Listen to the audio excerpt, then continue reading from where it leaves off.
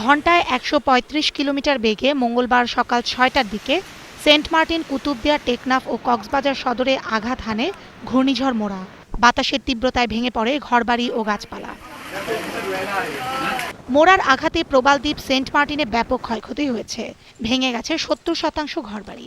ক্ষতিগ্রস্ত হয়েছে গবাদি পশু ও পানের বরজ। জীবন বাঁচাতে দ্বীপের অধিকাংশ মানুষ আশ্রয়কেন্দ্রে অবস্থান নেন।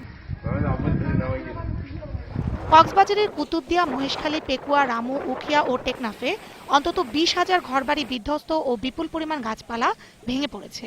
চকরিয়া ও কক্সবাজার সদরে গাছ চাপা পড়ে ৩ জনের মৃত্যু হয়েছে, আহত হয়েছে ১০ জন। ঘর বাড়ি হাঁস কুড়া মুরগি যেগুলো আসছিল এটা তো বেন হতে গিয়ে আর ঘর বাড়ি সব ভাঙি গেছে।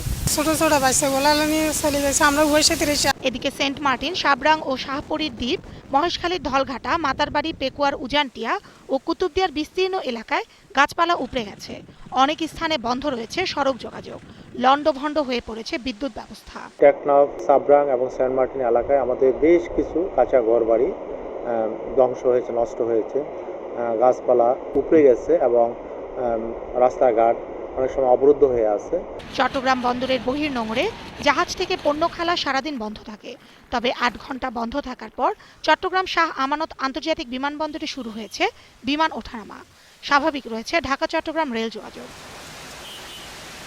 মংলা বন্দর থেকে আন্তর্জাতিক নৌরুট সহ আভ্যন্তরীণ রুটে নৌযান চলাচল শুরু করেছে।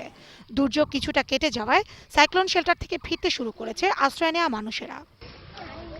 পটুয়াখালীর সমুদ্র তীরবর্তী বেশ কিছু এলাকা জোয়ারের পানিতে তলিয়ে গেছে। ভোলা, নোয়াখালী, লক্ষ্মীপুর ও সাতক্ষীরায় বৃষ্টিসহ দমকা হাওয়া বইলেও বিকেল থেকে আবহাওয়া অনেকটা স্বাভাবিক। বান্দরবানে বিভিন্ন জায়গায় বিদ্যুৎ খুঁটির উপর গাছ ভেঙে পড়ায় সকাল থেকে শহরে বিদ্যুৎ সংযোগ বিচ্ছিন্ন রয়েছে। ঝড়ে পৌর এলাকার একটি ২তলা ভবন ভেঙে পড়ে। এদিকে মঙ্গলবার দুপুরে সংবাদ সম্মেলনে ঘূর্ণিঝড় মোরার স্থলভাগ অতিক্রম করে দুর্বল হয়ে যাওয়ার কথা জানায় আবহাওয়া বিভাগ।